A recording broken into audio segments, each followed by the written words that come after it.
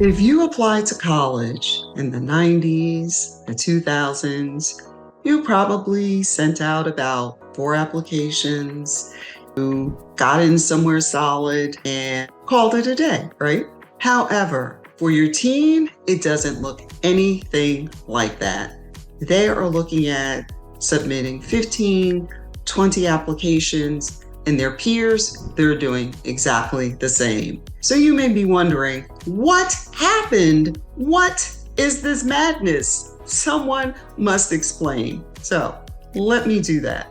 Parents are constantly asking me, so why? Why is it so competitive?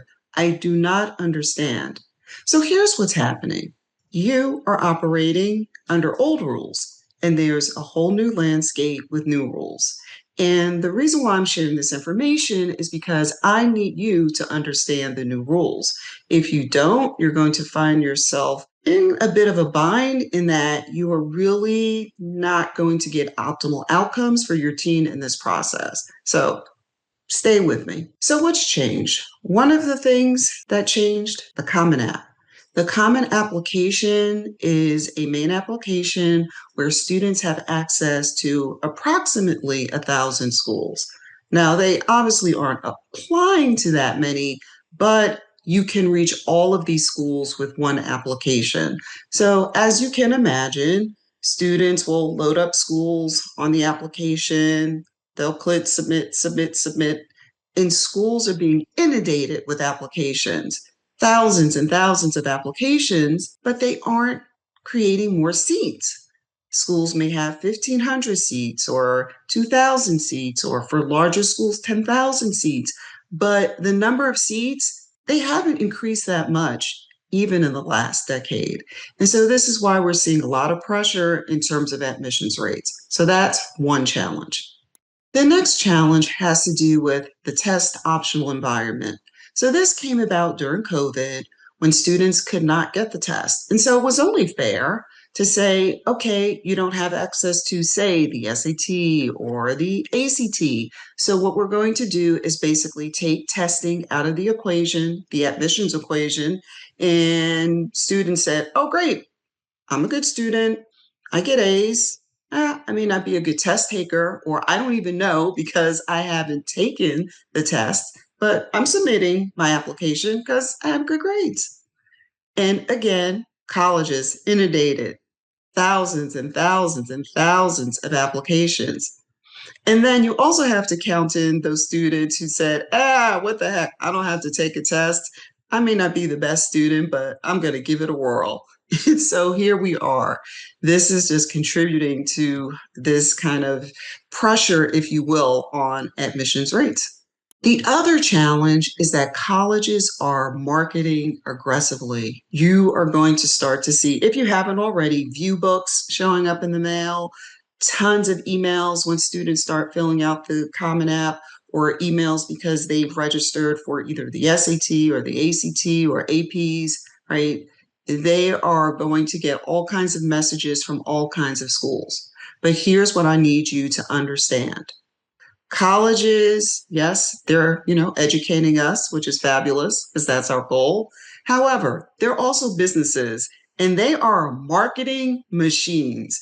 And that is something you really need to understand. So to that point of there being these marketing machines, they are sharing a lot of information with a lot of students. And in turn, a student may interpret receiving the information as being a qualified candidate.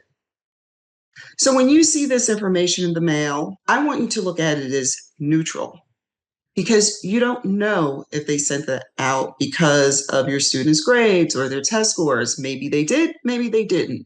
But the one thing I know is that colleges want students to apply, whether they're qualified or not, because it has to do with really impacting their rankings. That, unfortunately, is an unpleasant truth, but you need to know. So now we know what the challenges are. Let's talk about what works. What's going to help your team cut through the clutter, get them to be seen when thousands and thousands and thousands of students are vying for these handful of slots? One really mission critical thing they can do is to identify and then talk about their brand story. So the brand story is the narrative, the theme that flows throughout the entire narrative of the application so that when an admissions officer picks it up, they know who this student is, what they value, and what they're going to bring to the campus environment. So all things being equal, a student who has mastered that story and they thread it through their main essay, they thread it through other essays, they talk about it in interviews, suddenly they're being remembered, they're being seen, and ideally, they're being admitted. If you're feeling lost, I understand you're not alone, and I've created a free resource for you. It's called The Parent Guide to Ivy League Admission Success. And it's really going to help you navigate these new rules so that you understand and so that you're playing the same game, this new game, and you're going to help your student do what they need to do to be successful. So you just need to find it in the link.